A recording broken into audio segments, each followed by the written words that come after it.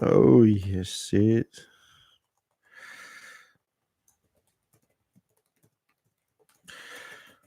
To talk about on tonight. Hello, everyone. The Disqualification show will be starting in just a moment. I'm just tweeting here that it's too bad there's not too much to talk about tonight, but we will cover it the very best that we can. All right.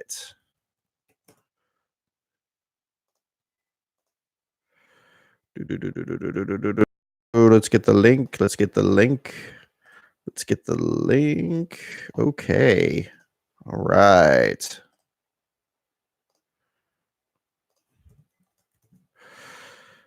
Boop. Okay. All righty. Ladies and gentlemen, are you not entertained? Do we get enough late race restarts for everyone's superlatives and everything going forward? My goodness, we're about to have ourselves one whale of a battle there between Chase Elliott and Denny Hamlin, but my goodness, we couldn't have that. Let's keep wrecking them and wadding them up and keep restarting over and over again. Although certainly no plans to have the rear tire come off of rear wheel rather coming off of Bubba Wallace's car, adding a bit of drama to everything at the end. My goodness. But hey, Denny Hamlin making a real statement now that perhaps he is finally, if it's not too soon to say this, finally shaking off the rust of the 2010 season when he had lost the championship in such a dramatic fashion, spinning out on the backstretch at Homestead and allowing Jimmy Johnson to win his 5th straight title. Denny has had this is not news necessarily this year. He won the Daytona 500, of course, and he won a number of other races since then. Ignored some fuel mileage strategy at Pocono there, won at Texas, and then comes out today. And even when it looked like Chase Elliott had his number there at the stretch, still pulled off the victory here in Kansas and is now advancing to the next round. And he heads into Martinsville, where I don't believe he's won in recent years, but traditionally has been one of his best tracks. My goodness. Yeah, it was a pretty crazy set of circumstances. So the timer has now begun. We are going to see if there is going to be any results from technical inspection that's going to affect anything in the outcome. Certainly with both Joe's team and the Hendrick team, is always that possibility. Well, gosh, especially with Gibbs' team, goodness, they've had a lot of struggles with that this year between Eric Jones and Christopher Bell on the Xfinity Series side. But let's see. All of this secondary, of course, to the last place battle that we had in the race itself. Ryan Newman pounding the outside wall. The middle stages of the race, things just kind of falling apart for him there. Unfortunately, after the runner-up finish at Talladega last week, he hit the wall, came down pit road, used up almost the entire 6 minutes of the crash clock to get the car fixed. The team said, look, just get as much of it fixed as you can because we're not going to be able to make a second stop. Newman drives a slow lap at that point, comes back around the track, and pulls back into the garage area where he is done for the day.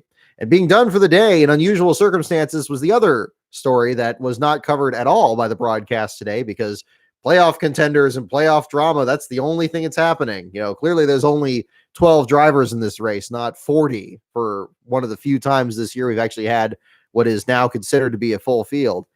But yeah, the back of the field was actually pretty dramatic this time around. Situations where we potentially, we're waiting to see the official results here. Timmy Hill, making his first start for Spire Motorsports, was flagged off the track for not maintaining minimum speed. And actually, the results have just been refreshed. Yes, it does in fact indicate that Timmy Hill was out because of the unofficial reason out listed as too slow. We've seen this usually at the Truck Series and usually at the concrete tracks in recent years. A number of teams getting snatched up by that. It's very rare to see that in the Cup Series. Although, if I remember correctly, I think that 77 had a problem with that with Quinn Houff back at Dover earlier this year. But that was after he actually got involved in a crash. Timmy Hill's situation was not such a situation this time around. Joey Gase spun through the grass. Shortly after that, Gase and Hill were basically running nose to tail because they were running pretty much by themselves. The back of the field, unfortunately, having trouble keeping up with the rest of the field there. Gase seemed to be able to get a little bit better of an advantage than Hill did as the race wore on.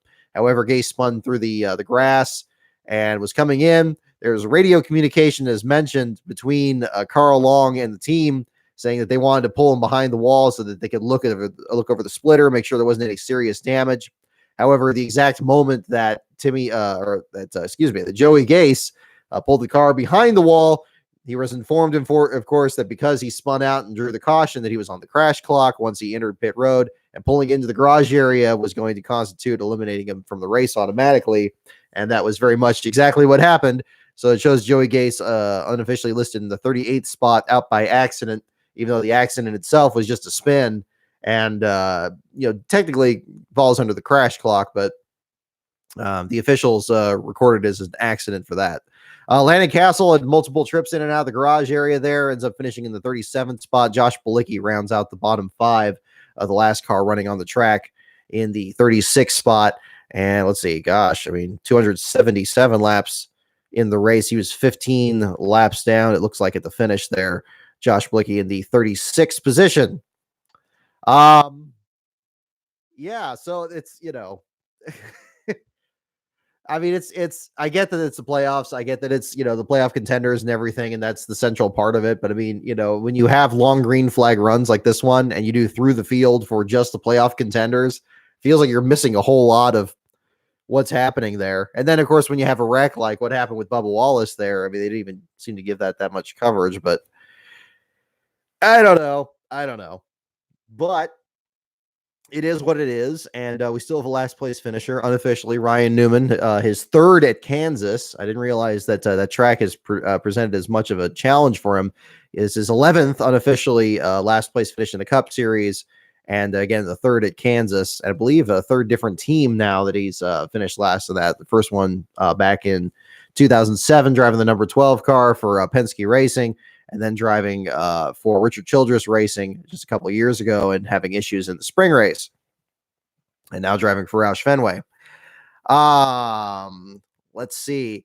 So a big issue that I know is on top of what happened there at the finish, and whether or not, I guess apparently there's some tweets I'm already seeing about whether or not Denny Hamlin actually crossed the stripe before the lights were switched. It seemed like they were just focusing on one really small light there on NBC. I don't know if that was the official switch or whatever, but I don't know. It's clearly they wanted a situation where they didn't want to have to end this elimination round under caution, or end it in that manner. And I guess that's to be applauded or whatever, or to be understood. Maybe not applauded is probably not the best word. But the other part of the story through this entire weekend, and a number of drivers in the back of the field here will end up being kind of central to this, was again the lap traffic being a factor in the finishes. Wasn't really so much a factor at the end of this Cup race, given that there were so many restarts that nobody was anywhere near any of the leaders, and everybody on the lead lap was doing a perfectly adequate job of running over each other and causing all sorts of mayhem. But one thing that was very clear from following the people at the back of the field in the Cup race today, and it's unfortunate the race view is shutting down because it really made this clear, is how many close calls, how many accidents almost happened through most of this race. Not so much simply because of the speed differential between the top teams and the bottom teams, but also the kinds of moves that were happening out there. Drivers slicing through traffic, splitting cars right through the middle. Joey Gase and Timmy Hill were side by side at one point. Lead traffic went through the middle. There were other times where they had to hold their line because Larson was zipping by in the high lane, and then there were other times where they were going by in the low lane and they had to stay in the high lane. Garrett Smithley yesterday in the Xfinity race got a tremendous amount of flack for his involvement in the accident that ultimately eliminated Christopher Bell and Chase Briscoe from the victory in the Xfinity Series race. And it's unfortunate for Smithley because it's bringing up, again, just like we had back at Vegas a while back in the Cup race where Kyle Busch was carping at him for getting in the way. It was clear from today's race that there really is no place for anybody to hide. Everybody, the grooves are all over the place. There were people making just insane moves everywhere. And it's unfortunate the broadcast didn't show this except for the restarts, because it was happening. It really was happening through a large part of this race. And I think that puts, things like what was going on with Smithley yesterday in greater context. Obviously, Smithy, he owned up to what happened in that race. He said it was a career low point for him. I think that's exaggerating it a bit. I mean, it's an honest mistake. These things happen. And shoot, just look at the race today here in this finish. All that debris that was in turn 4. You think that was from people fading up the track there at the end of the day on old tires? It's the same kind of deal. A lot of people brought up fitting comparisons, of course, to Dover, where Joey Logano had the issues at the beginning of the race there, comes back out 24 laps down and ends up being in the middle of the traffic there. So it's not even really so much a slow car issue as it is a lapped car issue. Narrow distinction, but something of that nature. But really bizarre set of circumstances there. Daniel Hemrick gets the pole for the first time in his career in the Cup race here today. Ends up getting collected in the accident with Daniel Suarez at the end. Unofficially, Hemrick is listed as out with an accident in the 31st spot, 1 spot ahead of Suarez. David Reagan qualifying on the outside pole. I believe somebody pointed out that this was his best qualifying run since he won the pole for the 2011 Brickyard 400. Great run for him in qualifying. However, very quickly it goes sideways with a flat tire at the beginning. He loses 2 laps in the process coming down pit road. Never really recovers from that. It ends up finishing 26 at the end of the day without actually leading a lap there in the number 38. So an unfortunate deal there. Again, Kansas is a track you wouldn't typically think of Reagan as being competitive in given his success on the restrictor plate tracks in particular. But that's where it's showing in the unofficial results there. But Matt DiBenedetto in the 15th spot loses a lap, gets it back at the end there. Chris Buescher ends up playing a role there in the finish there, at least haunting Keselowski for a little while there and making him sweat before the ultimate, the final fatal restart there ended up shaking him out further back into the pack there. My goodness. I mean, and again, a lot of people were pointing this out. I think Ryan Holman and a lot of other people also, just the insanity of this week. I guess this was a fitting conclusion to that with the race ending the way that it did, where it even seemed like Joey Logano was going to just kind of cruise unopposed into the championship. He ends up getting collected in the Hemrick accident with the right front fender pushed in and just barely getting in there and bumping out his own teammate in the process. I guess when you have 2 separate hauler accidents, birds flying into the side of the NASCAR Hall of Fame.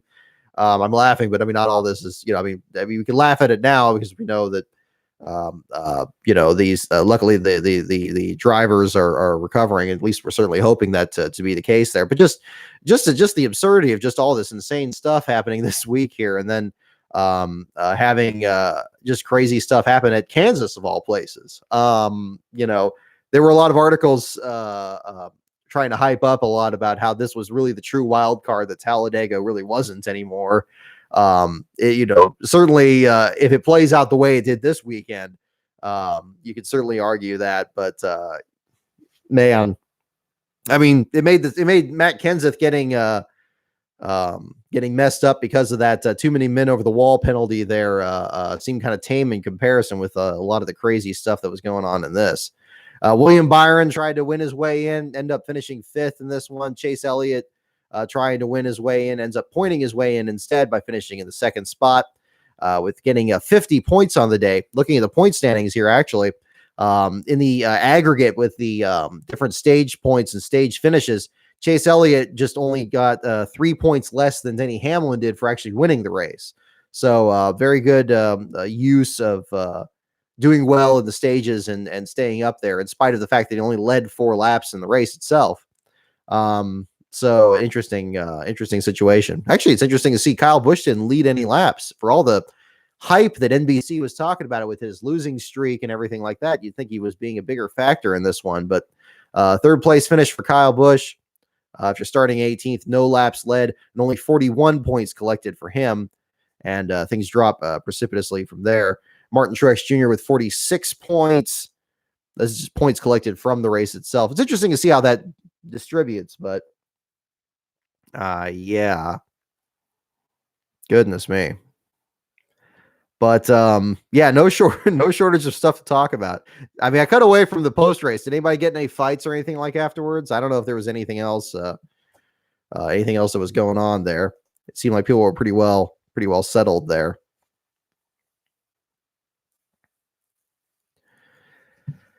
Yeah, no, I mean, pretty crazy, crazy couple of weeks there. I know Kamikaze Games is needing to be consoled there after Brandon Jones wins right after he does his worst NASCAR drivers video. Sometimes these things get to be timely in ways that we don't exactly expect now. But that's just the way it shakes out. That's what keeps us all watching. You don't know what's going to happen necessarily. Um, Goodness. Yeah, let's see here. Da, da, da, da, da, da. Everybody already making memes out of the finish there today. But yeah, how about that Joey Logano? How about about all that situation there? Certainly, it seemed from what we had last week and them comparing the point standings, what they would have been for if Ryan Newman actually won Talladega last week versus Ryan Blaney winning it after being like right tail end Charlie in the playoff standings. It seemed to me like that nobody was going to be able to really overcome that deficit, a 20 plus point deficit unless they actually won the race. But clearly, I mean, I've not been a big fan of the stage points because I think it's really difficult to follow and really hard to judge who's going to be good when. And sometimes people just give up on stage points during the regular season, whereas in the playoffs, you have to fight for each one of the points. The strategy is just all over the place. But certainly in this case, I mean, today's race is a good example of, the stage points swaying things at the end and actually having some kind of a factor there. I mean, that brought Chase Elliott right back in there when he was still very much digging out of the hole of the last place finish at Dover and the struggles at Talladega afterwards. But I mean, it's good to see Chase Elliott keep going because I mean, one thing that Chase has suddenly found a knack for, it seems, is just destroying his car, getting some damage there, and actually being able to recover from it. Not just the accident at the Roval that he recovered from before winning it, but also at Talladega before finally falling out. He gotten another wreck earlier, patched the car back up, and it seemed to actually improve the handling of the car and getting back up to the front. And Chase piecing together another good run here to advance himself, pending, of course, the results from technical inspection, and we'll find out what happened on that end.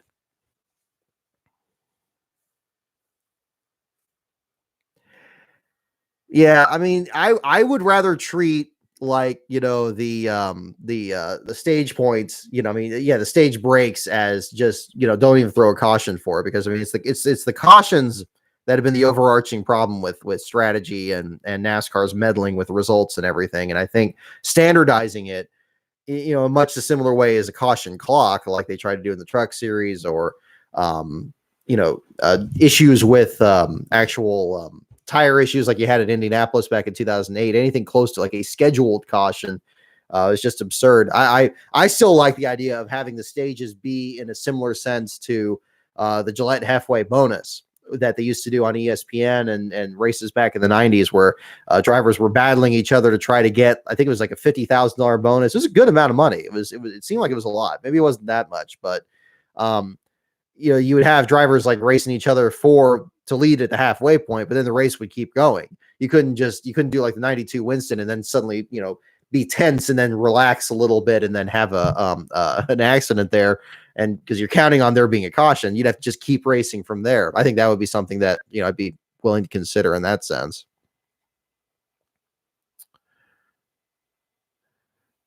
I'm kind of going over your guys' comments here. In the meantime, I saw somebody asking about David Gilliland. I think David's a good kid. Kid's probably not the good term to put it now, but in my mind, he's always that driver that in 2006 pulled off that upset at Kentucky and then drove the Dutch Quality Stone car at Sears Point for his first Cup start. Missed the big wreck at the start of it and actually got a solid finish there. A lot of people could second guess as to how good one driver performs versus another, what opportunities and everything. But I had a good opportunity to talk with him at Sears Point a while back, and he was very friendly, and talking with him and his son and everything. And Todd, of course, trying to get his legs under him over Kyle Busch Motorsports with all the craziness that's been going on over there with them missing the playoffs. But yeah, I think David's cool. I got no real problem with him. I know he's had a lot of struggles and everything, but there are certainly drivers that have done a lot worse or struggled a lot more in their career. Let's see.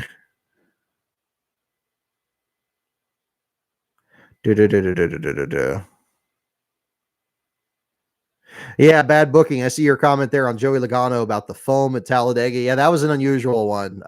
It seemed like, especially in the Fox broadcast, they really emphasized how important it was that the cars have the foam out there. And at Talladega, where the hits are as hard as they are, it seems like he shouldn't have been allowed to continue on. It's very similar to like Joe Nemechek at Nashville that one time when he flipped his car over and he wanted to keep going like Dale Earnhardt did years before, but then NASCAR ruled that the car wasn't safe to drive out there anymore. And that was just at a 1.5-mile track.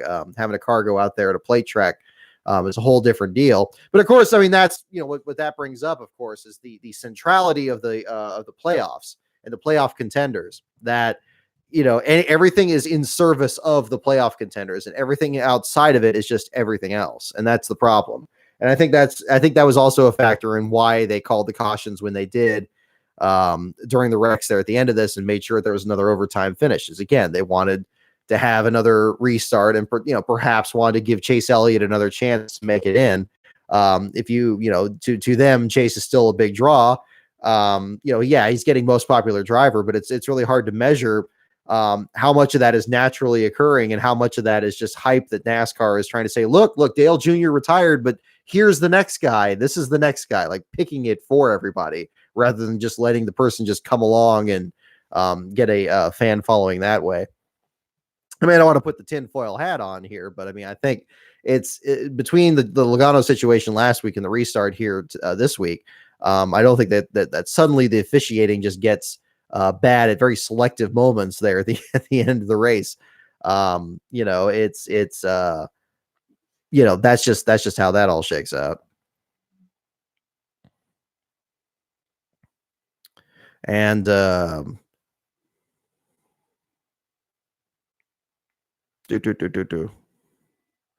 yeah, but I mean, it was a really tricky situation though. I mean, the looking again to Garrett Smithley's situation there in the Xfinity race yesterday, and we'll talk about the Xfinity race some more as well. It seemed like from the replays there that, I mean, Smithley was just kind of working. I mean, there were a lot of drivers that, I mean, again, they can run any number of lines. You can run a line that just holds the bottom the whole time. You could run a line at the bottom that fades up towards the wall. You can run just against the wall. It's again, it's hard for me to get my head around Kansas being such a multi-groove track. But that could very easily, happen in any circumstance.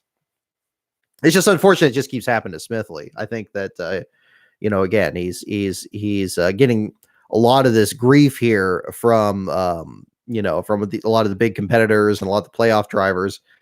And, we got to, I think we as viewers and everything and people involved in the sport have to be very careful about how that's approached, because that feeds into the same kind of mentality that brought about the charter system and said, okay, well, who cares about these small teams? And they don't need to be out there. And these startup teams don't need to be out there. And what are they really competing for and everything? It's very easy to fall into that mindset.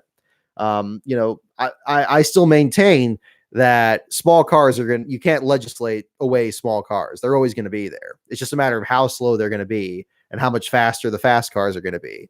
And, if the rich keep getting richer and the fast cars keep getting faster and the slow cars stay at the same speed, well, pretty much that the result of that is they're going to be much slower. So I don't know. I mean, they're trying to do this whole thing here with the charter system and everything. And, bringing Inspire Motorsports. That's why I think it's so gratifying that Inspire Motorsports won that race back in Daytona in July, is that was a perfect Frankenstein of what the charter system created. It's like, okay, you don't like it when when just anybody can go in there and, start a team and get a car out there that maybe he's not fully up to speed yet, but they still get into the show. They still get a decent enough qualifying setup that they start a race. They do the best they can.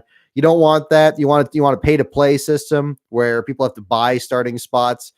and do that. Well, that's when you get Spire Motorsports. That's when you get a team that you get people who are still griping and saying, "Oh, well, we don't want this either," and they're not doing enough. They're not doing this enough. They're not competing enough. It's like, well, it's gonna happen one way or the other. It may have a different face or something else, but um, yeah, it's the same kind of deal. You can't legislate away slow cars, and it seems ridiculous to get really all up in arms about that, in at these tracks. And NASCAR has always been a sport of racing through traffic. It's racing through rush hour. It's always been like that. The most popular tracks are ones where you really cannot get away from anybody. Like the short tracks, even Bristol with all the terrible things they've done to the gradient banking and everything over the years, and not just having it be the way it used to be. Finding your way through lap traffic and finding your way through the field. That's what separates the great drivers from the good ones. The ability to do that in such a way that you don't destroy your car and you don't give up too much of your lead. That's just part of the competition. If you just eliminate that, you just have a parade out there with maybe like 20 guys out there that you're just kind of following each other nose to tail, each of them 5 seconds apart. And then, that's not going to be very entertaining. It's the lap traffic, I think is has a factor. And every once in a while, those teams do better. They get a team that actually kind of rises up the ranking. I mean, this is well-traveled ground. I did that article a few years ago on just how many of the big teams that are out there now started that exact same way and actually built their organizations from very humble beginnings. And if the rules that exist today existed back then, they wouldn't have even been allowed to even compete. So that's the trade-off there. Let's see.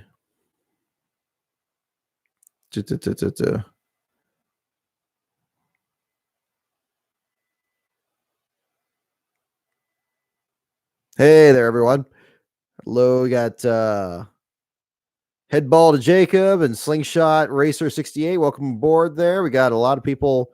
Gosh, we got 22 people in here. Goodness. Excellent. Thank you so much, everyone, for joining in here. We're going to do our trivia segment here in a little bit as well, and we'll cover everything here. We got the transporters from over here on this side here with the Eric Jones and the Chase Elliott ones here. I didn't realize actually at the time those are actually the previous 3 last place finishers going into Talladega, or between 2 for Eric Jones at the Roval in Richmond, and then Chase Elliott's deal there at Talladega at Dover rather. But let me see. Are there any other good runs here in the cup race here? Jimmy Johnson looked like he had something to say there at the end, but unfortunately got shuffled out there. Ended up finishing in the 10th spot there. It looked like he was just lying in wait there, kind of like classic kind of Jimmy Johnson thing, and guy that's won here before and made stuff happen. I was almost thinking at that point that we were going to have a situation where Denny Hamlin was going to regret giving him that lap back, which was a very strange thing that he did. Steve seemed very anxious to point out, it's like, oh no, he's fine. He's doing this on purpose. It's like, well, how do you know that, Steve? Like, come on. Like he's just doing it. He could be running out of gas. Could be something wrong with the car. He could be waiting for one of his teammates to go by. It could be any number of things. Like, figure out what's happening first. And then there's times where they get very certain about things that are happening when there's no evidence. And then there's other times where they just can't figure anything out when it's like right in front of them. It's so frustrating. I mean, it's easy for me to say from here at the headquarters here. I don't have millions of people, watching me and sending me hate messages on Twitter or anything. I hope that's not the situation, but you get what I'm saying. I don't know. It's still aggravating to me because if you have like a whole wall of screens that you're judging the broadcast off of, like, have one person look at those screens and have the other 2 people take a step to the side and look out the window and like have an incentive for them to actually catch something that maybe somebody else is missing, and they could direct the cameras that way. I mean, again, take an active rather than a passive role and all that. That still sticks with me there. Matt Benedetto, I mentioned him briefly earlier. It looked like he was probably going to get in our top 10 there. Ends up getting shaken out into the 15th spot. Ryan Blaney, when he has that tire failure, had a pretty neat looking paint scheme. That Dickies paint scheme ends up finishing 21st though after the blown tire that triggered the series of events there at the end of the race. Matt Tifft was involved in the Bubba Wallace incident. He ends up 25th, still finished the race under power, 4 laps down. Ross Chastain, 27th for Premium Motorsports, top of that group. Reed Sorensen, the second of the premium cars, and 33rd. And of course, we mentioned Timmy Hill getting parked in the Spire Motorsports one for not maintaining minimum speed. JJ Yaley was one I briefly mentioned the first part of it. That was the other thing that came up when there were a lot of faster traffic going around, especially Joey Gase and Timmy Hill.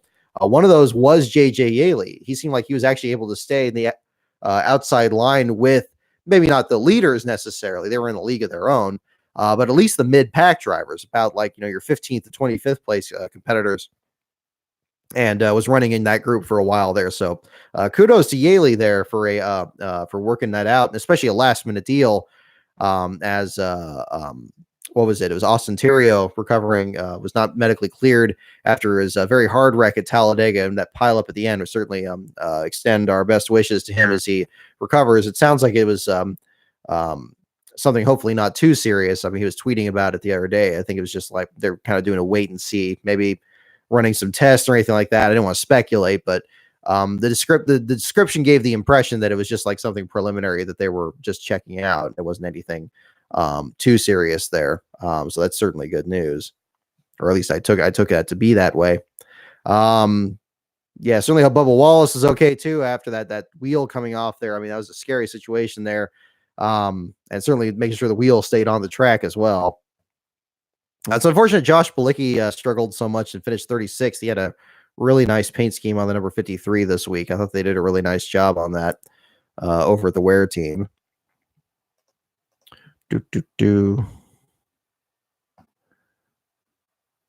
Let's see.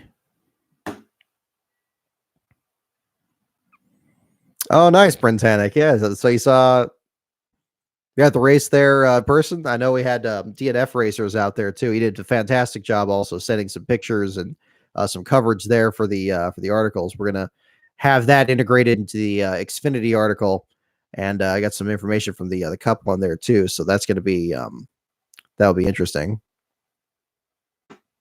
Excellent. All right. So let's see. Let's go into the Xfinity race here. And the first ever Xfinity win for Brandon Jones, pulling off the victory in Saturday's Kansas Lottery 300, leading 10 laps there and beating Tyler Reddick. Reddick looked like he was reeling him in there at the end, but just ran out of time. Chase Briscoe with a lot of damage from the incident with Garrett Smithley and Christopher Bell. The rear end of the car completely rebuilt, at least the superficial elements of it. Coming back to finish third. Michael Annett comes from last place on the grid after issues there, and coming up from the back of the field to finish in the fourth spot. Justin Allgaier running at the top 5. Jeremy Clements defending his 6th place starting spot with a good run. JJ Yaley, again, we mentioned him in a great run that he seemed to be having, at least for parts of the Cup race. He was also very fast in the Xfinity race, qualifying 14th for RSS Racing. Unfortunately, that number 38 car, of course, not having the sponsorship, ends up exiting the race early after 13 laps. But before he could get back to the garage area, Ryan Truex blows an engine after starting in the 8th spot. Was still among the leaders when that happened. Pulled to the inside. Again, a big thanks to DNF Racers for providing a lot of great coverage there, pictures and some accounts of it from what he saw in the stands there. I've integrated that into the Xfinity article that'll be posted later tonight. Getting all that up there. Ryan Truex with his first Xfinity Series last place finish, and I have a very special statistic that's going to be involved in that one too. So look forward to that, because I realized that there was something very significant about Ryan Truex's, and it's not just simply about the car number, but certain last place triple crown, if you will, that exists. Landon Castle finishing in the 36th spot, didn't quite qualify as well as he usually does with Shepard's team, although 26 still is not bad at all for that operation. Castle continues to get the very most out of that 89 team, but unfortunately, due to the continuing lack of resources and sponsorship, out with the vibration after 28 laps, finishing in the 36th spot. Bailey Curry back in action there in the Xfinity Series, this time again for Rick Ware. The Mike Harmon partnership entry, the number 17, finishing in the 35th spot. And Harrison Burton An incident there midway through the race, finishing in the 34th spot after a damage to the right rear in an accident ultimately eliminated his run. Garrett Smithley just on the outside of the bottom five after his wreck in that deal earlier.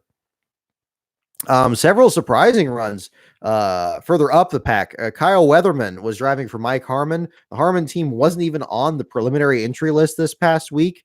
The PR person actually had to tweet mentioning that Harmon was going to be there. Harmon's team has, of course, run the full season this year and indicated that the 74 was going to be there and Kyle Weatherman driving the car. And Weatherman ended up finishing in the 22nd spot. So that's a fantastic run for the number 74. They've been doing some really good runs. David Starr, they're right behind him in 23rd. The 52 team for Jimmy Means Racing had a new paint scheme for Wilkerson Rental, different fonts on the number 52. So it really stood out there. There's some great pictures of it on social media. Definitely give that a look there. Good run for him. Gray Galding in the 17th spot. It's a little bit off for him, given the other performances that he's had this year. But just good to see him out there because apparently he had a medical emergency on a flight on the way over to the track. Again, another harrowing thing from this very bizarre week in the sport there. Glad to know that Gray was cleared to race and was apparently doing well enough to finish in the 17th spot. Another driver that was very impressive was Dylan Bassett, who was switched in for his brother Ronnie Bassett Jr. in the number 92 car. This is the best ever finish for Mario Gosselin's second team, the number 92 Chevrolet. Which was also doubling as a promotion to spread awareness of Down syndrome, and that was a promotion that was done, I believe, over at the Roval as well, if I remember correctly. So the Mario Gosselin team doing it for a good cause there, but also getting a great finish there, and finishing right behind, in fact, the team car Alex LeBay in the 15th position there. A good run for LeBay, following up his great run at the Roval. Career weekend for him back that weekend. Ross Chastain, 10th place finish in what turned out to be a Richard Childress backup car, following again the aforementioned hauler incident. Accident, really. I mean, a very scary situation where apparently the hauler went down an embankment and totaled a lot of the equipment. They ended up bringing another Childress hauler out there, getting that car redecorated out there. And Chastain not only qualified at 9th, but finished in the 10th spot there. So great run for him. I was mentioned in the broadcast today, JTG Darty's situation. Last report indicated that there was a axle fire friction incident. We've seen this a couple other teams in the past, but a very scary situation there. And luckily, it was contained well enough that the crew is okay. But however, a lot of the equipment was lost, including the primary car and the pit box. They were able to use equipment from the number 37 team, which had a separate hauler, and got that equipment out there to be run during the Cup race as well. Looking further back, Chad Fincham in the 26th spot, a good rally for him. He finished 6 laps down in the finish, but a decent run given the struggles very much of a lot of motorsports business management over this weekend. He ends up finishing in the I was about to say that he was second of the group, but I think he was actually ahead of Joey Gase. Let me look at Gase was 32nd in the Page Construction Machine. So yes, Chad Fincham best of the group in the Garrison Homes First State Tile and Marble Toyota. Great run for him on that. Josh Balicki, mentioning again the great paint scheme he had in the Cup Series, also bringing in new sponsorship for Furniture Mall of Kansas on the number 99. BJ McLeod's kind of merry-go-round team that has pretty much a different driver just about every week. Seems like that's kind of the trend between that and the JR Motorsports number 8 that keeps switching drivers just about every week. That seems to be the business model these days. Balicki bringing in this new sponsor, ends up finishing in the 29th spot there. Bobby Dale Earnhardt had a practice incident, ends up damaging the number 66 Toyota for Motorsports Business Management. He finishes 31st at the end of the day, the last car to finish under power. But Ryan Truex, yes, his first last place finish in the Xfinity Series. And going to have more on that coming up tonight, as well as the bonus content that DNF Racers was providing. Let's see.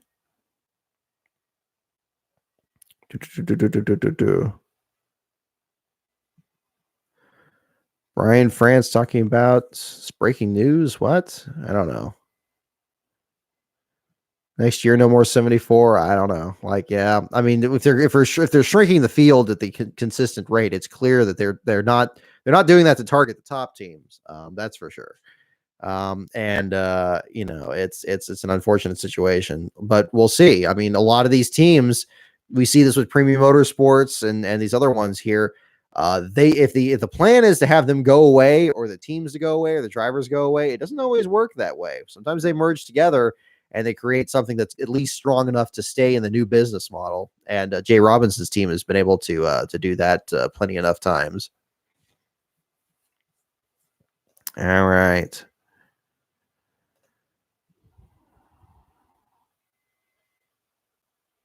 Let's see.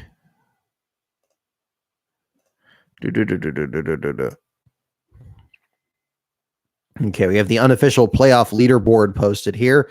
Kyle Busch reset back at the point leader over Truex. Denny Hamlin, Logano, Harvick, Chase Elliott, then Larson, and then Blaney rounding out the round of 8, which will start off next week at Martinsville. And that is going to be an interesting set of circumstances. Goodness me. All righty. My phone keeps dinging because Last Bro is watching this race on tape delay, so I don't know if he's reached the finish yet. Let's find out.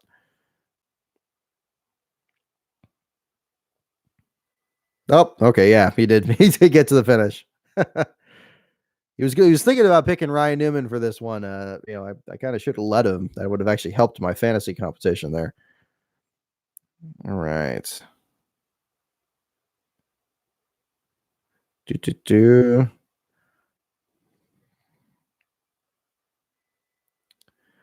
All righty.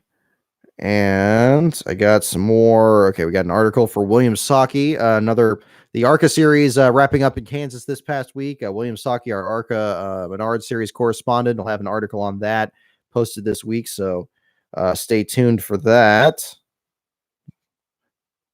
Oh, I'm hearing, okay. Any disqualifications? Nope. Oh, I want to send that text to the wrong person. Let's make sure we do that properly. No, not yet. Yeah, one. Okay. Welcome to Brock checks his messages on his phone. Okay. Let's see. Anything else I'm missing from the Xfinity series? Let me go over the comments here again. Make sure there's anything else I'm missing in the meantime. Oh yeah, picks for the final 4. That's a good guess. Bad booking. I mean, now we got this situation. So out of the top 8 right now, is it pretty much going to be just as it stands, or is somebody going to really make a slip up there and have that? It seems hard to believe that. I think if you had Denny Hamlin and Kyle Larson at the very least in there, I think that would be a really entertaining situation there. I mean, just have drivers that are particularly good at Homestead, especially since this is going to be the last year. The Homestead is going to be the finale. That would be one that I think would be really interesting to cover. Let me get the I'm going to get the Bob page open here, and we'll pull that up on the other screen. Tech issues. Okay, here we go. Whoop. There we are. Pull that up on the main screen with very not happy Kevin Harvick there at the top of the page. Okay. Well, we're going to probably just go ahead and hop into our trivia segment. I didn't expect to run out of steam so quickly. Well, I'm half awake right now at this point, but we're getting right through it. I made sure to get my Buckshot Jones shirt out. I wasn't sure what would work best for Kansas, so I dusted this off and got that set up there. Logano makes it again. Yeah, I mean, pretty much. It's pretty much a possibility. I mean, anything's possible. Everybody that's up there now, I mean, they're certainly. I mean, I don't agree with Rick Allen on a great number of things, but I do agree with what he said on that. I mean, these guys are up there for a reason. Even if that reason is being able to figure out this system better than anybody else out there. Sometimes playing the game requires following the rules and exploiting any little detail within those rules. Okay.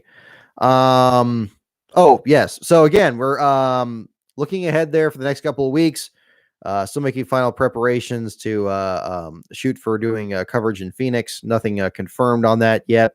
Also, getting some more work done on 3 before February. Next video on my YouTube channel. Had a lot of good work on that this week. Actually, dug up a lot of good information online and some other resources that I have available. I also have something I'm ordered online that should make for a really good bit of added information for it, or at least something I think could potentially have some interesting information in it. Made a few contacts out there trying to get as much information as possible. I really want to kind of take my time with this project and make it the very best that I can. This is actually going to be that kind of deal there. I'm talking like Amanda and Saw 2. I never saw that, but I'm assuming that's not a good thing. So I apologize if I'm sounding rattled or anything. I'm surprised I'm able to be halfway coherent today because I I almost just climbed right into bed when I got back home. I'll tell you that. But I'm pretty much going to after I get the after I get the other one there. Speaking of videos, I do have another NASCAR man video I need to catch up on. I have the script right here.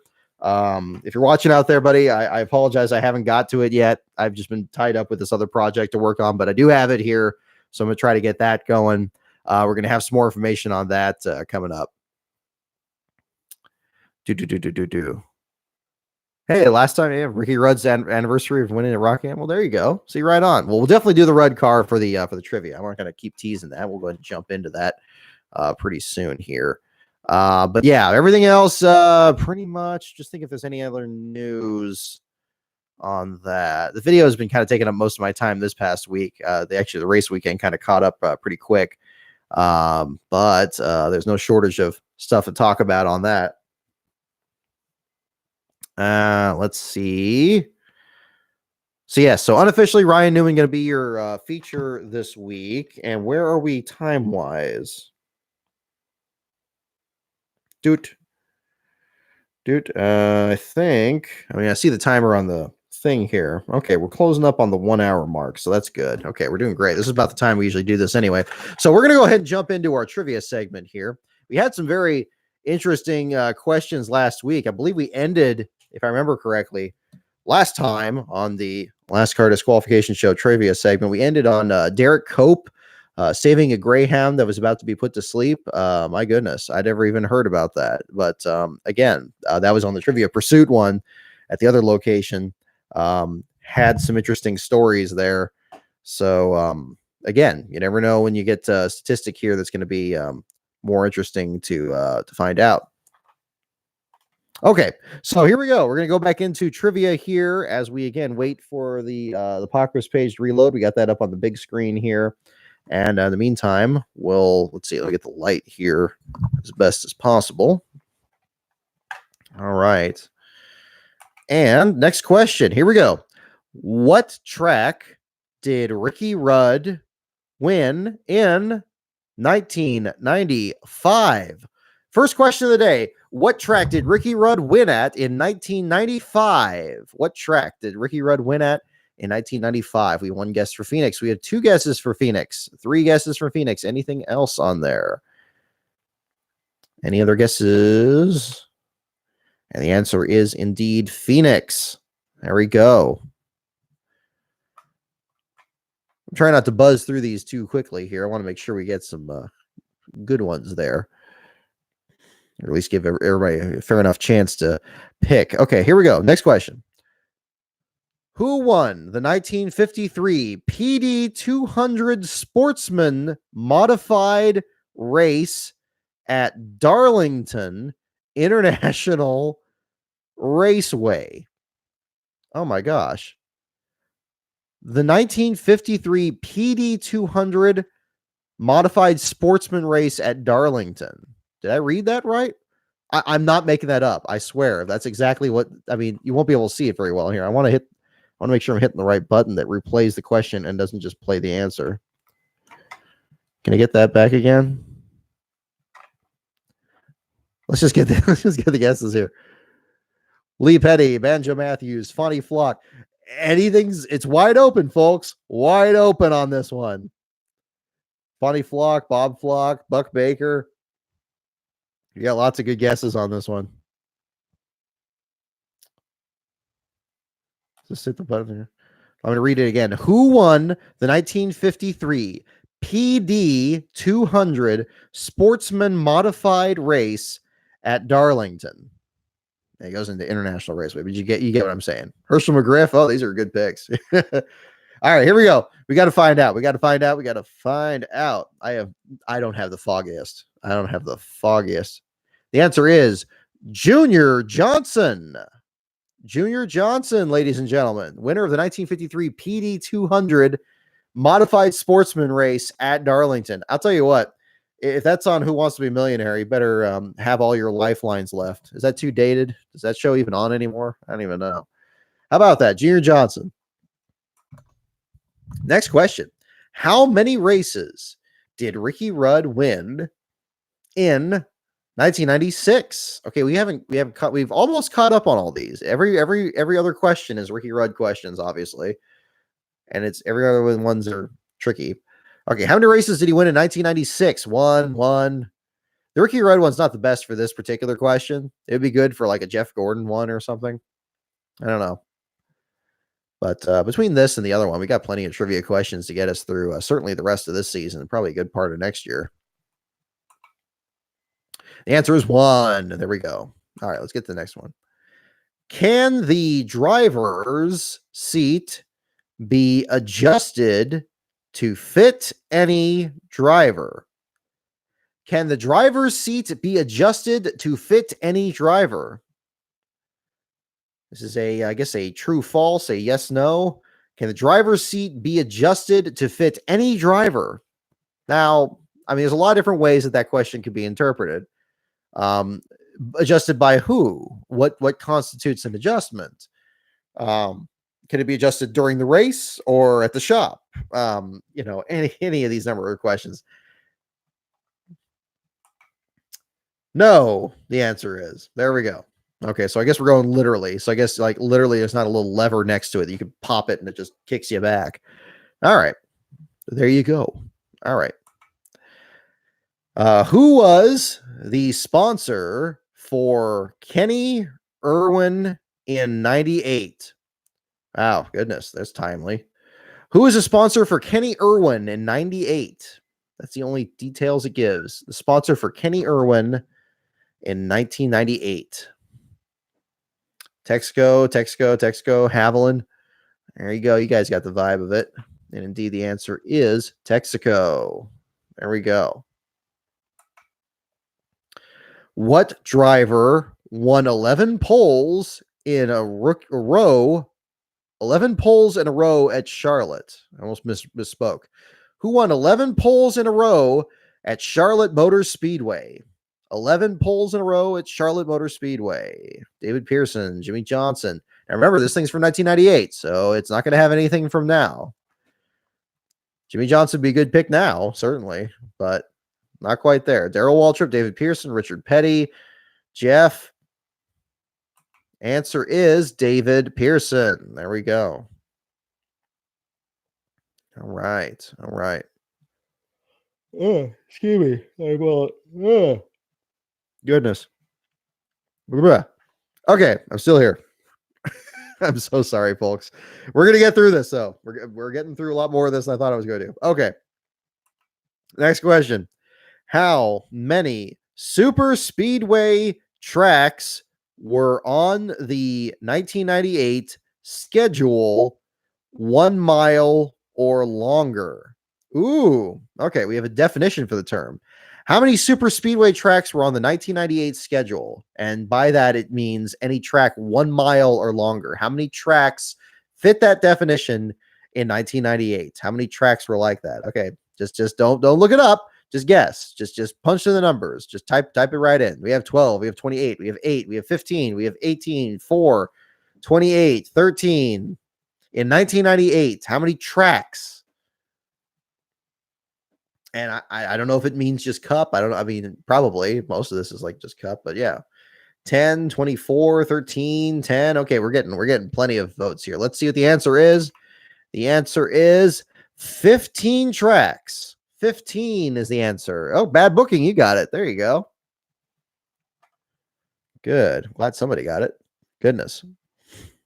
All right, next question. Next question. What brand of oil is used in Winston Cup drivers? Huh? Okay, it seems like half a question. Okay, let me read that again. What brand of oil is used in Winston Cup drivers? Okay, well that's partial. I mean, okay. What brand of oil? What brand of oil is used in Winston Cup drivers? I mean, and that's where the question mark is. I have yeah, people can't yeah, the I actually had like some project I was working on that was like this already, where it's like pick the sentence, it doesn't make sense. This would be the one I would pick.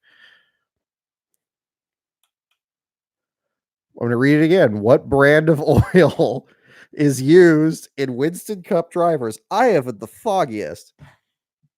All right, now did it add drivers by mistake? And it was supposed to be what brand of oil is used in Winston Cup? But I mean, there's all kinds of brands. I mean, each of these teams, even in '98, had their own. I mean, Quaker State had their thing, and STP and Valvoline. I mean, okay. Well, let's see. 76, blood, gas. The sun fuel. So I'm gonna go with blood, Quaker State. Okay, this is gonna be fun. All right, here we go.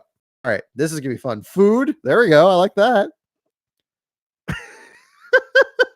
I've seen some very creative guesses. I think we're gonna risk getting too creative here pretty soon. Let's get the answer. We got to get the answer to this one.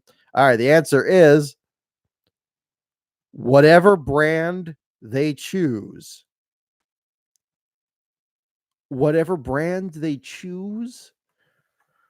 So, what brand of oil is used in Winston Cup drivers? And the answer is whatever brand they choose. So clearly the question should have been phrased: what brand of oil is used by Winston Cup teams? That would be the way to do it, not drivers and not used by Winston Cup teams. That would be the way to phrase that question to get that answer, whichever one they choose. So yeah, that makes sense. There's different partnerships there, but yeah, that was a trick question. That was a glitch. Again, this has had the tricky ones. The other one has had that PD 200 one, that was completely out of left field, and that one too. That was a great one. That's going to go down, and that one's going to go down in history on this one. All right, let's get the next question.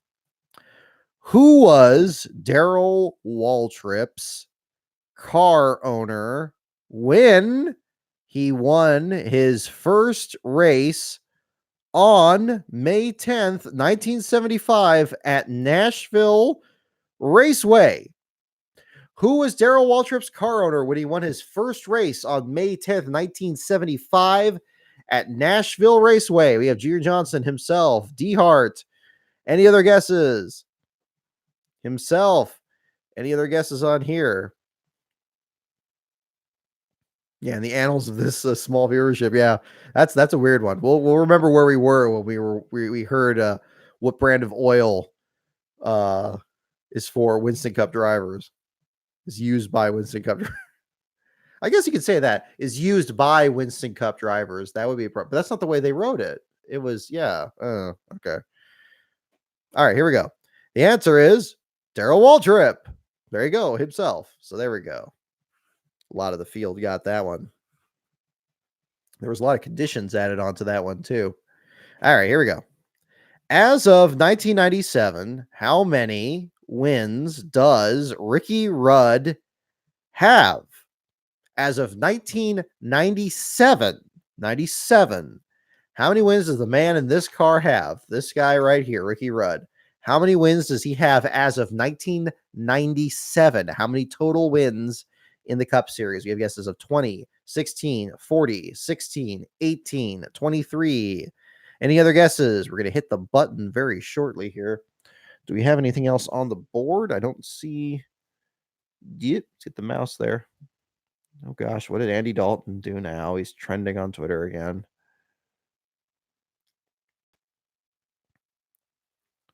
Do we have a call? Nope. Nope. We're still back to the how many ones here? Okay. How many wins? The answer is 19. There you go. Bad booking. You got it. Right under the gun. All right. 19. What is the minimum, oh gosh, gauge of sheet metal? What is the minimum gauge of sheet metal that can be used? Question mark. Uh-oh. Okay. Well, I missed a noun or a modifier here. Let's try that again. What is the minimum gauge sheet metal that can be used? Okay, now again, we're missing details in the question. Now, presumably, this is asking for what the minimum gauge of sheet metal can be used for making one of these cars. But what part, you know, when, what's the rule versus like how is, I mean, yeah, I mean, overthinking it. I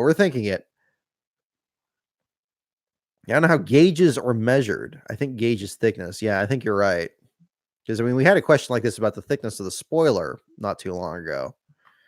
All right. It doesn't give me any more details. I'm going to read it again here. What is the minimum gauge sheet metal that can be used? The minimum gauge. So yeah, I think it is asking for inches and what the minimum amount of that would be. So okay. Yeah, thickness, yeah, 3.5, 1/16, quarter, 5. Any other guesses here? Still nothing here on this side. Right. Right. Here we go. Half an inch, 1/6 of an inch, half an inch. Okay, here we go. Answer is 22 gauge. That's the way they put it. 22 gauge. Doesn't say 22-inch gauge. It says 22 gauge. I'm gonna have to run that one by Last Bro because he did welding before, so he would probably know that better than I would. The answer is 22 gauge. 22 gauge steel is the minimum thickness that can be used, presumably used to make one of these before everything was fiberglass and screwed everything up that way. Yeah, it says 22 gauge. I thought that would be like a gun. Like, okay. I, this is not shop talk here, folks. This is this is gonna be a little different. Okay, here we go. Let's get the next question here. Who discovered drafting during 1959 at Daytona? Who discovered drafting during 1959 at Daytona? Junior Johnson? Junior Johnson? Oh, 1/32 of an inch is 22 gauge? I didn't know that. Is it like, I'm not even going to try to wrap my head around how that works out. Like if it's like, that's like the fraction or, huh. Who discovered drafting 1959 at Daytona? It depends on which driver you talk to. Are you serious? It depends on which driver you talk to. That was the answer. That was the answer. It depends on which driver you talk to. Oh my god. Am I just this tired or is this not making any sense? I mean, yeah, seriously. I mean, we've had some coherent questions on this thing. We must be reaching near the end of the list. They probably think, "Oh, well, come on, kid at home has this thing. He's not going to push this thing 138 times." They'll probably, there's going to be stupid questions by the end. The stuff we didn't even proofread. Depends on who you talk to. No kidding. No kidding. God. Oh. Oh my goodness. It's just well, again, this is capping off the crazy week. That's what this is. This is yeah, if that's the answer, why is the question? Yeah, exactly. Fair point. Why even put the question there if it's got a rhetorical answer or if it's got, a non-answer? I'm gonna need I need to rehydrate after that one. Okay. Well, let's see how it's going to top that one, shall we? All right. As of 1997, how many DNFs does Ricky Rudd have? Ooh. This thing's machine learning now. It knows that it's on the last car disqualification show, so we have to have a question about DNFs. How many DNFs did Ricky Rudd have as of 1997? I really don't know that. I didn't really count DNFs because I mean I measure in last place finishes instead. That's my metric. But in DNFs, how many did Ricky Rudd have in his career? Yeah, in his career by 1997. Let me read that again. Just to confirm. As of 1997, how many DNFs does Ricky Rudd have? Now don't look it up or anything like that. Just punch in your guess. 27, 57, 68, 16, 32. All right, answer is 142. Wow. Oh, you're close, bad booking. 145, no, 142. Wow. I can't tell if that's high or low. I would need like a chart or something like, we need to do a John Boy's thing about DNFs and if that's an outlier on the chart there. And it's like, oh, right here, let's play some smooth jazz and say this dot up here, this one, this remote, this North Star and a sea of white is Ricky Rudd and his 142 DNFs. Nobody knows why the number varies that much. Ba-da-doo, da-da-doo. Ugh, I'm really tired. Okay, next question. Do Winston Cup cars use V6 motors? Do Winston Cup cars use V6 motors? Is the question. No! Yeah. Bad booking. I think you got it. And the answer, of course, is no. As of 1998, no. They do not use V6 motors. Well, uh-oh. Got some more. Do we got anything here? Got a couple messages here. Still gathering some more materials.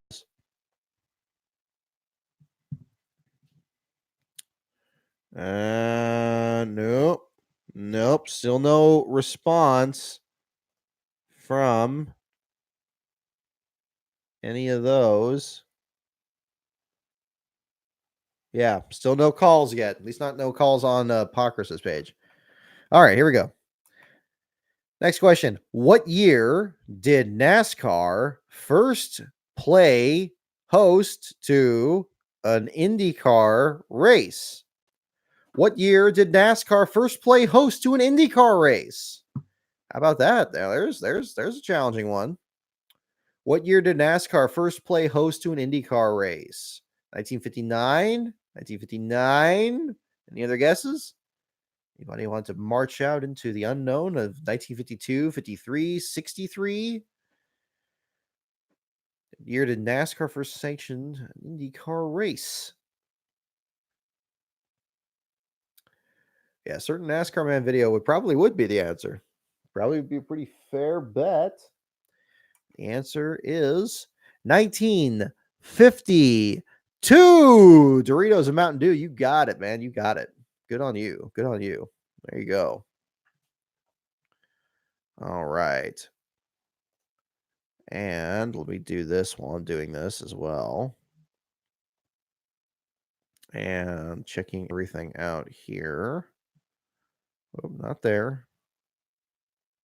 Oh, come on. I don't need that. Get out of the way. Get out of the way. Alrighty. So again, I want to take a moment here to thank once again our Patreon members here for lastcar.info. Again, last card for any of you interested, it is patreon.com/lastcaronbrock is the Patreon. Big thanks to our supporters right now: Andrew Hayes, Blaze Zebratar, Brother Flounder, Calvin Ingleston, Cyber Shroom, Dan Bear, Gail Delaney, Jeff Brown, Justin Brookover, Luis Torres, Matthew Miller, NASCARnumbersite.org, Sam Laughlin, Spencer P. Stillwell, and Worthless Pieces of F Incorporated, last but not least. It's probably appropriate. I hope that one stays on there because that makes a perfect way to round that entire group out. Yeah, it just gave me the year. It didn't do anything on that. All right. So jumping back into it. As of 1997, how many starts does Ricky Rudd have? How many starts does Ricky Rudd have as of 1997? How many starts does Ricky Rudd have as of 1997? 200? Any other guesses? Don't look it up. Just punch in your guess. How many starts does Ricky Rudd have as of 1997? 715, 452, 635. We're gonna go high, we get low, 315, 438. We're gonna go by Price is Right rules. Who goes the highest without going over? All right, here we go.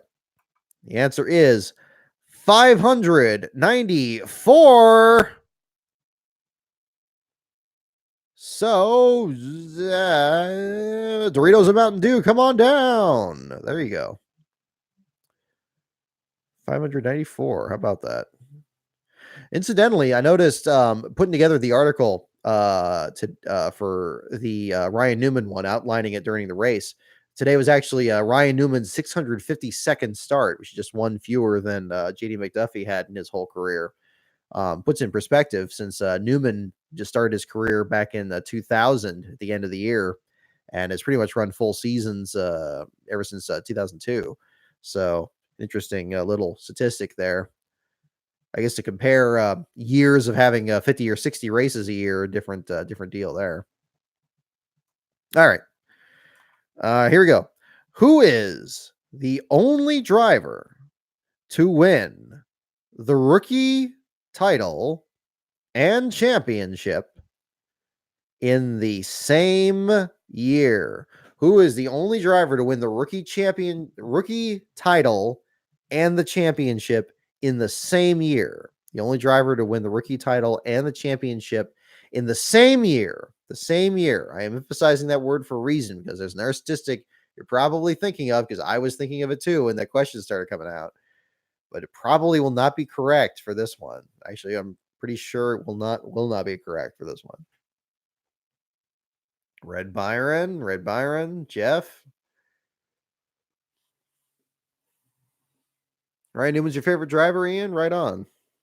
Well, he had a solid season this year. It's unfortunate he got eliminated. Because I think he was a fun little way to kind of mix things up a little bit. No one has done it to date. Trick question. I mean, okay, no one has done it to date. That was exactly word for word the way it phrased it. I mean, it's just messing with us at this point. It's really just messing with us. I assume it means that the Cup championship and Rookie of the Year in the same year. I mean, it's a good point there. Yeah, Mike Skinner in that.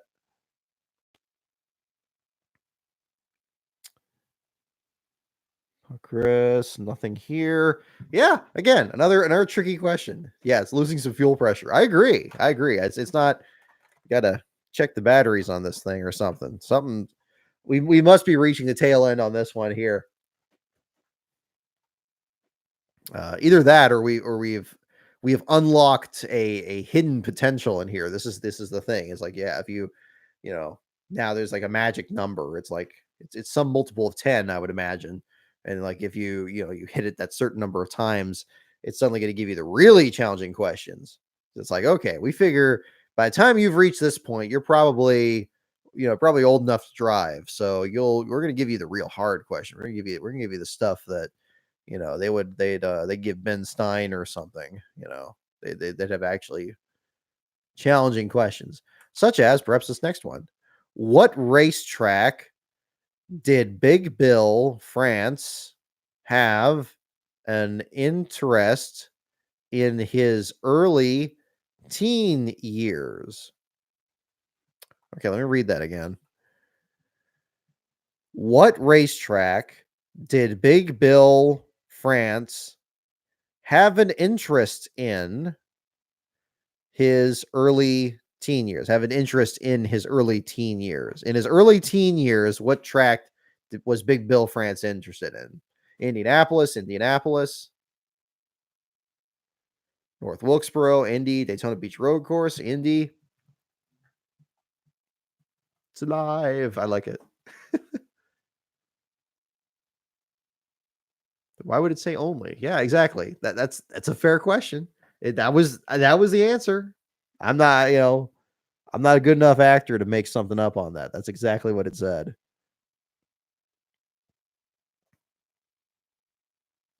Whoop. Come on. Let's back it up here. Still no tech results. Okay. Still no tech results yet. All right, the answer. Washington Baltimore Speedway in Laurel, Maryland. Washington Baltimore Speedway in Laurel, Maryland. I would not have guessed that. I thought the guys that picked Indy were the ones there because I thought he wanted to have NASCAR there, and then they told him no. And wow, Washington Laurel Speedway.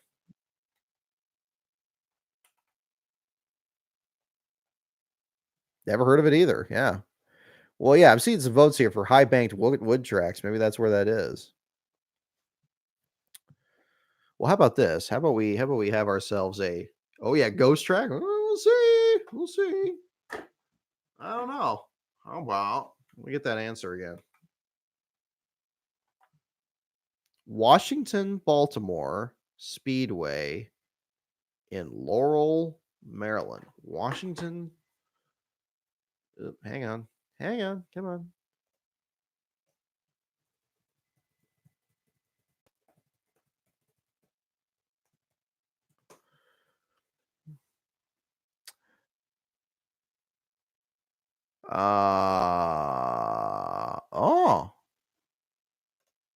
Laurel, and the first Google result is this article. Whoop, hang on. Is this article? Come on, get on the screen. Saying Laurel Speedway's wooden track hosted auto racing in the 1920s. I saw there were some guesses there that it was a wooden track. There you go. You would take home the big prize on that one. Here we go. Long before there was a Patuxent Greens golf course or Stewart Towers high-rise building, a mammoth oval racetrack occupied that area of land off Route 197 near Route 198, which is usually where 197 would be. Horse racing at Laurel Park Racetrack had been ongoing since 1911, but in 1924, an idea was pitched to the public to construct the Baltimore-Washington Speedway, a new wooden track for auto racing. Promoters issued a slick brochure for potential investors, extolling the benefits of the enterprise and describing the proposed track and how investing in it worked. According to the brochure, the officers and directors of the Baltimore-Washington Speedway, Inc. are all men of ability, honesty, and integrity, and are well known in the community. Curiously, however, these men were not named. It promised that the Baltimore-Washington Speedway, located at Speedway Park, Laurel, Maryland, will be a place where you will be pleased to take your wife, mother, sweetheart, and friends and enjoy an afternoon of clean, thrilling sport. This has turned into an improv video, but let's just keep going here. In case the potential investor had doubts, the promoters tried the direct approach. We do not promise to make you rich within a week or a month. It will require a little time to bring an enterprise of this magnitude into its full productiveness. Although we firmly believe that the profits will be large and will come within a reasonable time, we are not going to make any exaggerated promises to win your cooperation. The price of construction for the all-wood structure was estimated to be $500,000. It was envisioned that the Speedway would host two major 250-mile auto races a year, with purses of $25,000. Investors were also informed of other events that would swell their profits. Quote, in addition to the above motor classics, we will be able to hold local and interstate motorcycle and bicycle races, football and baseball games, national and international airplane and balloon meets, polo games, fairs, expositions, and tournaments. It's unclear if any of these events were held, except for motorcycle and bicycle races, which were common on board tracks. The big question, however, was where the speedway would be located. Okay. Approximately 300 acres was bought from J.W. Staggers of Laurel in 1924, in the area that today is approximately at the intersection of routes 197 and 198, just a stone's throw from the existing Laurel Park racetrack.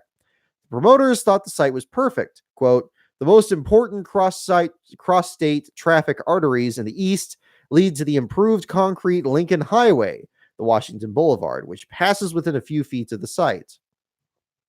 This might be a long one, folks, but this is interesting.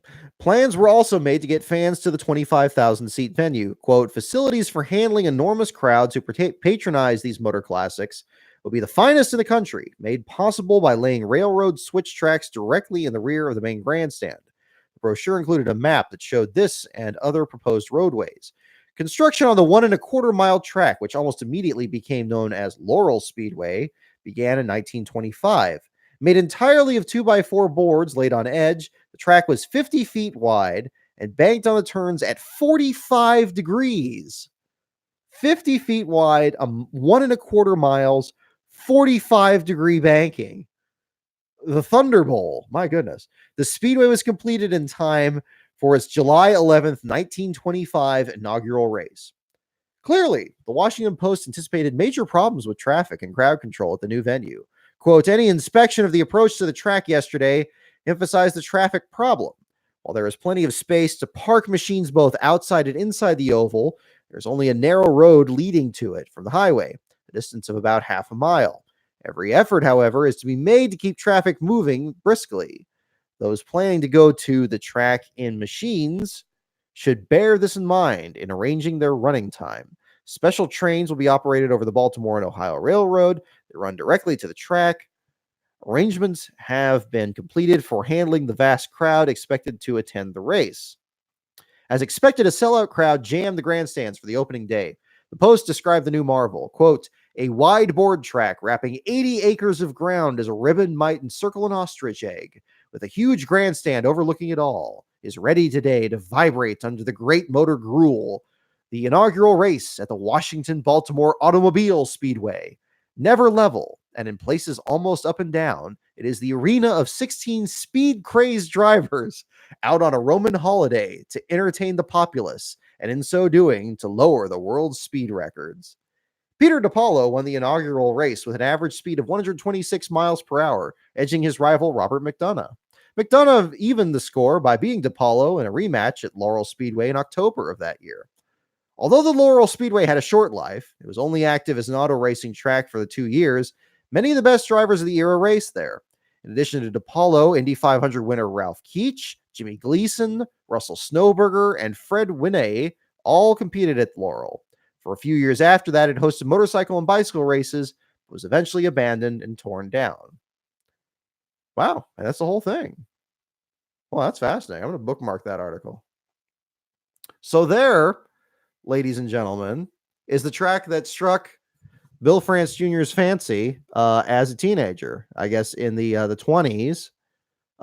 It's a wonder he didn't come up with Bristol first, not Daytona. But let's go over those statistics again as we now hit the 90-minute mark here and should have this here. So let's read this again.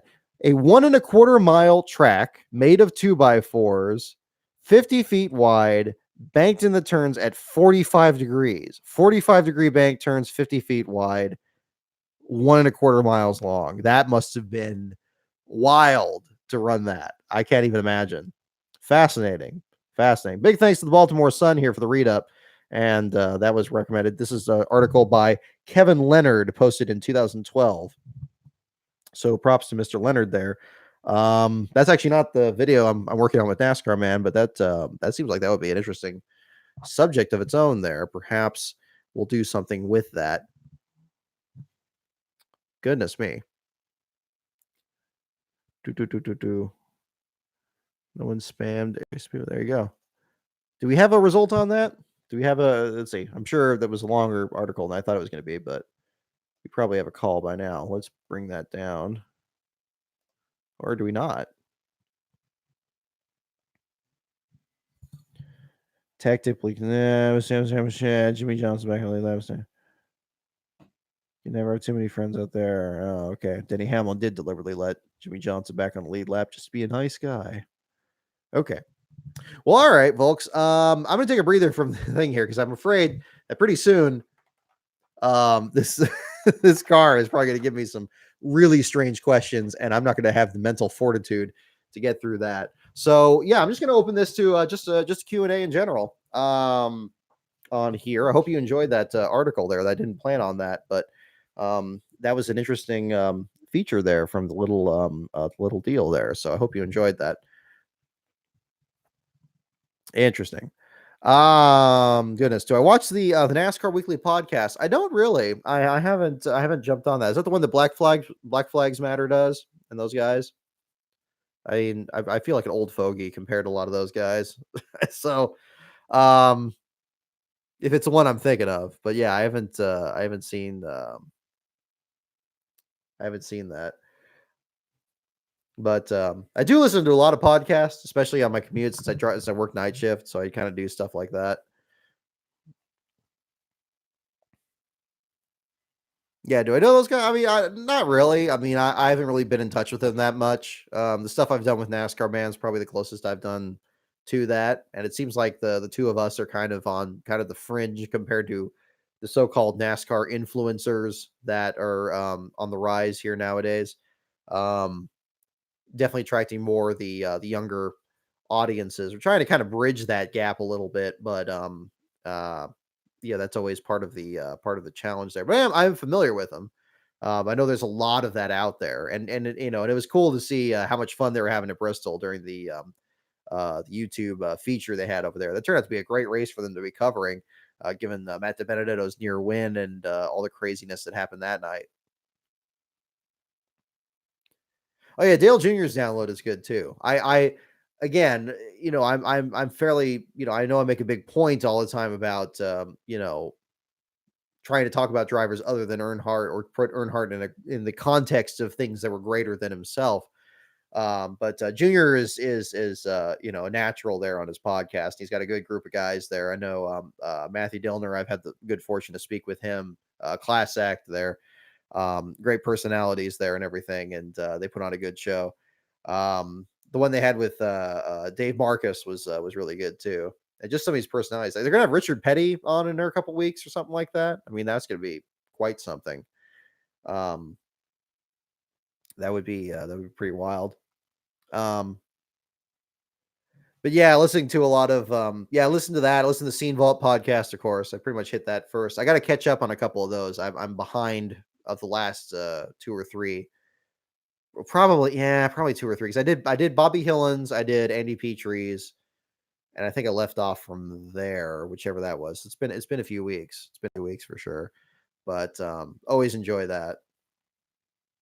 Um, let's see. Gosh. Oh, let's see. Yeah, that's right. Iceberg, E-Step.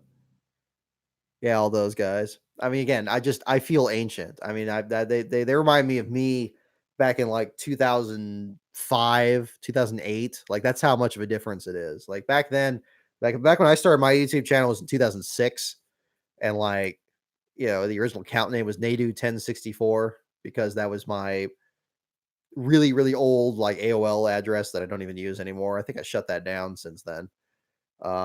But that was my old YouTube account that eventually became the YouTube account that you're watching this on. Actually, it's still linked to the same thing. So that's why it still has those old videos where it's clear that I'm recording them on a digital camera because I didn't know anything about video capturing back then. So I thought to capture video, you had to literally hold a camera at the screen, turn the volume up as high as you could, and then you get these really fuzzy clips that are still there. I mean, it's charming. I mean, there's some stuff that's still kind of awkward, like I was doing this other website back then and I was trying to advertise it and I didn't know how to go about it or I didn't know how to kind of, ingratiate yourself, like get in under the tent there somehow. So that was, yeah. So I that was just a weird one. You want to get a good laugh. There's a video where I go to a Robbie Gordon autograph session as a kid. And when I was a kid, I was like, God, I was old enough. I was 21, 20. something like that. But I was eager, I was anxious, and I was like, okay, I want to do something in racing, but I don't know what that is. But I know I like to write, so let's do something like this. And I was just handing out flyers. I had like flyers and stuff with me. I brought to Sears Point. Didn't really go anywhere, and I didn't really give out any of them. They wouldn't have worked. That wouldn't have that would have been a an issue there anyway. So, but ultimately, of course, the website came about from there, and then that made that a bit easier. Yeah, no, that was me. Yeah, Nadu 1064. If you go even further back, there was a chat room. There's this called NASCAR chat. That was way back. It's almost like an IRC channel. This was back in like 1999. My handle on there was Rudd Nadu fan because those were my two guys back then. Of course, Nadu being a big part of it. I probably should have called myself Nadu Rudd fan because that was really the way that was going. But I followed Rudd's career first, so that's kind of why I probably picked that. But if you go even further back, that was on there.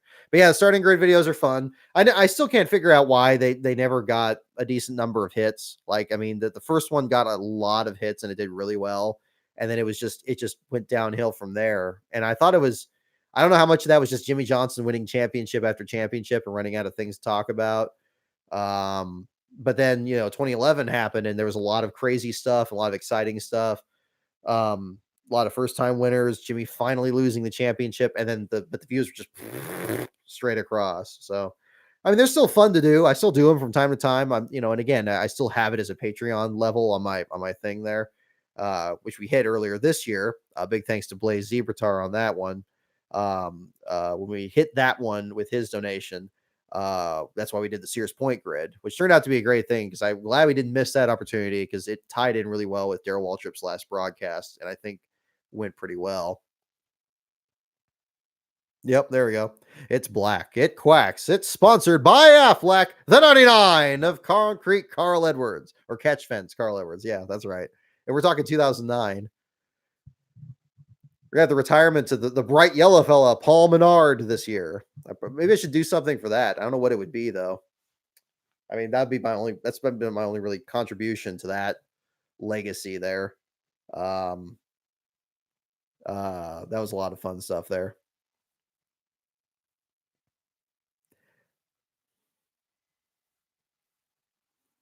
This is the first YouTube series to make a time to watch. Oh, well, thank you.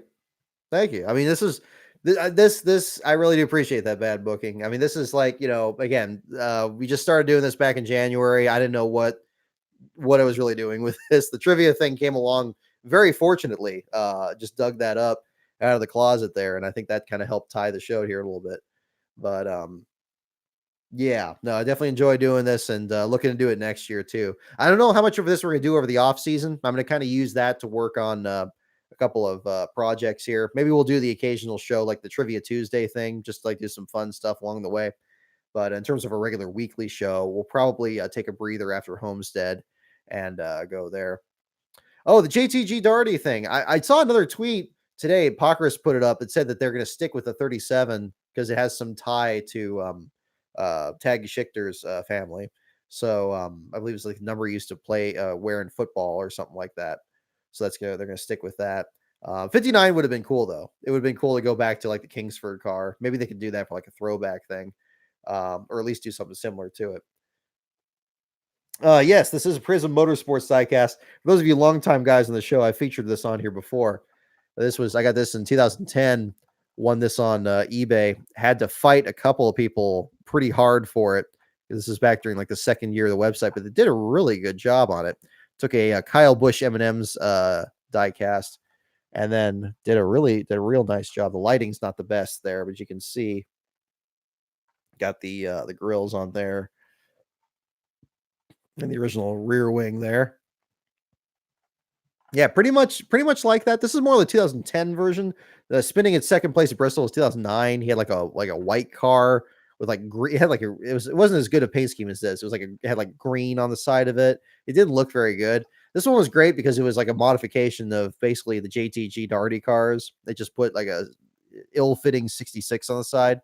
But I loved it. I always thought this was a great looking paint scheme, and that was a fun time. I miss the start and park teams to a degree in the Cup Series. I think they were really interesting, and when they came out here, and every once in a while they'd run full races, and then you really get to see what they could do. I'd rather have 43 cars and have 3 starting parks than have 38 cars and have none of them. I mean, come on. What's the harm, people? Um, yeah. But we always keep that out here on the set and all that here. Do. You can see on here, let me get the handle on the camera. See a little bit more of the that's it sounds really brittle. There we go. Hang on. Knock some camber out of it. Yeah, I can't get a best shot of that there, but let me just bring it up again. This is also for those of you who didn't see it a while back. I picked this up here online, a piece of Kenny Irwin's car from the 2000 season, and pinpointing it to the contingency decals. Can't really see it very great in that shot, and again, the lighting's not the best. I need to put a light behind this camera and do something like that because that's been a problem on this all year. But that was interesting. On the back of it, it's got. Let me see.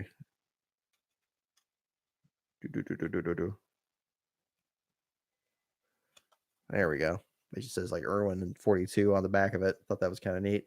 Because I mean, the other piece I have here, this is actually the Jeff Green piece on this side here. I don't know how this person found this, and he would not tell me more about it. But this is an actual piece off of one of Jeff Green's starting park cars. I believe it's from 2013. He ran the blue numbers on it. I believe it's the rear bumper number on there and the actual decal, and they cut it off. And it's like it's so strange that somebody would even have this because the starting park cars just didn't, they didn't get damaged or anything. And Green in particular is really good at saving equipment, in the Xfinity series, especially now. Somehow they cut this off. You can see the fiberglass on the back of it. It's got this kind of wicker pattern there on the back of it. But sold it on eBay a while back. Just kind of sawed the number off there. That was the first piece of debris or sheet metal or anything I got off that. So that was pretty neat. Oh, we have a call. We have a call. Uh-oh. Let's jump into it. Up.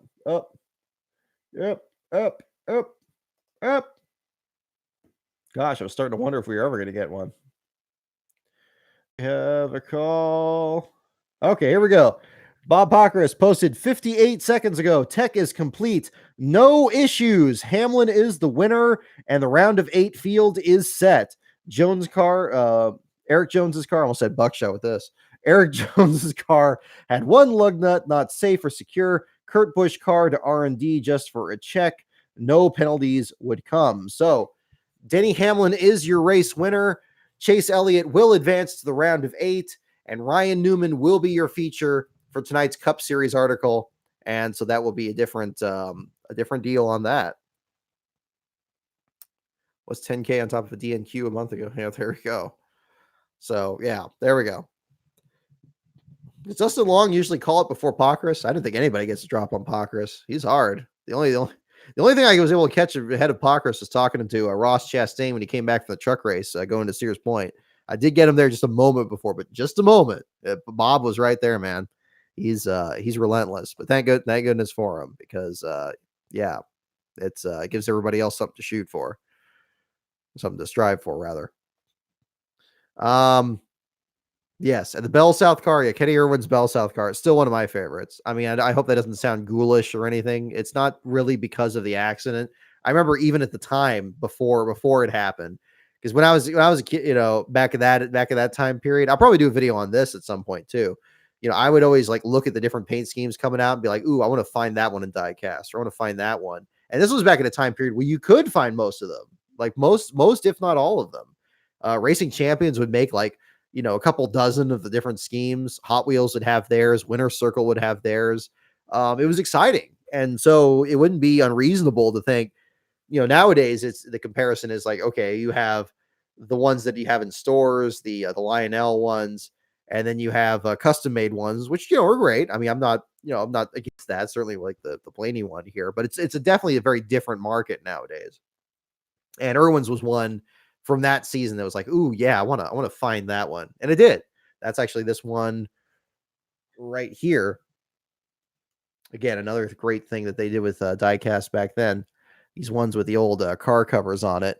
You can take that off, and then you got the actual scheme underneath. See, again, it's little things. Like, don't tell me we can't do this again and just have like a little details like that, especially all the rain delays and stuff we have in other races. It'd be kind of neat to do that. Wouldn't it be great if they did that for like the 77 and then did that? That's, I mean, I'm not the first one to say this, but the one with the really small car cover that didn't cover it all the way. Like it'd be, I mean, I know they talked about doing that for like the 24th scale, but the 64th would be even something else.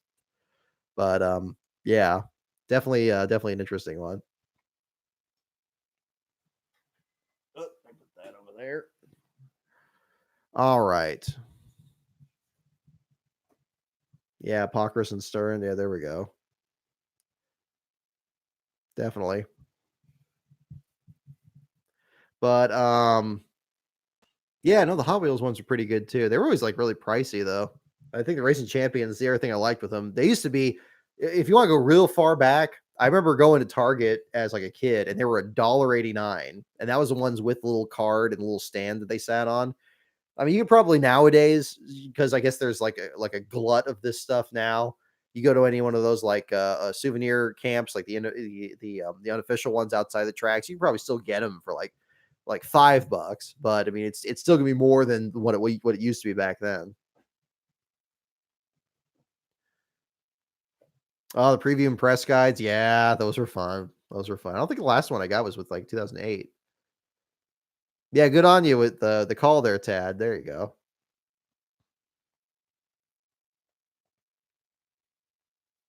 Yeah, but yeah, the Ted Musgrave one was good too. That was nice. That was a nice scheme. They did something. It was interesting how they came about that. That's going to be another part of the 3 before February video. Certainly talking about Musgrave and his relief duties there. There were a couple other roles that he played along the way that will get talked about in that video. And again, we'll have a better idea of that as we go along.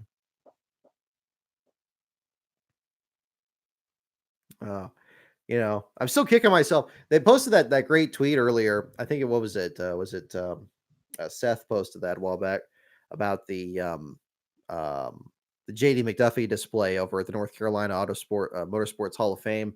We were going there when we were out there. We tried to catch a couple things in Charlotte on the way out, but we were there Labor Day weekend, and then they had that hurricane on top of it, and so everything was just closed. But we'll be going back out there at some point. I think doing a race in Charlotte would probably be the way to go, to kind of stay in that area. Maybe something that has a little bit less commuting. But that'll be fine. That'll be fine. Um, They did, yeah, Ted Musgrave's scheme in 2000. They did a thing also to complicate it at Atlanta. They swapped paint schemes. You recall the race that Nadu won, the 0-1 and the 40 switched paint schemes for like a special promotion. That yeah, it was like some kind of tie-in for Sabata's team transitioning and all that. But yeah. Well, okay. Well, tell you what. Well, I know we're running a little bit long here. Okay, yeah. Gosh, we're at 1 hour 43. Well, okay. Well, I hope you guys enjoyed the show here and everything. Thanks for joining in. I know it's kind of a longer one here, but definitely always fun to talk racing with you guys and fill the time until we hear from these calls on technical inspection. This was certainly a pretty competitive one here, pretty crazy weekend, but hopefully everything kind of settles down here in the weeks ahead and we go from there. So in the meantime, yeah, I'm going to bed. I'm gonna try to crank out these articles. I got the Xfinity one done. I'll try to get the Cup one there, but we'll regroup from there. But thank you again so much for everyone for tuning in. At Lascar on Brock is Twitter. The website is lascar.info. The Patreon is patreon.com/Lascar on Brock. Thank you again so much, everyone, for tuning in. Stay tuned next week. We will be doing our show from Martinsville, a return of short track racing for the final time this year as we begin the penultimate round of the championship playoffs and what happens from there. So again, thank you for tuning in and stay tuned for more information in the days and weeks ahead. Have a great week, everyone, and I will see you after the next race.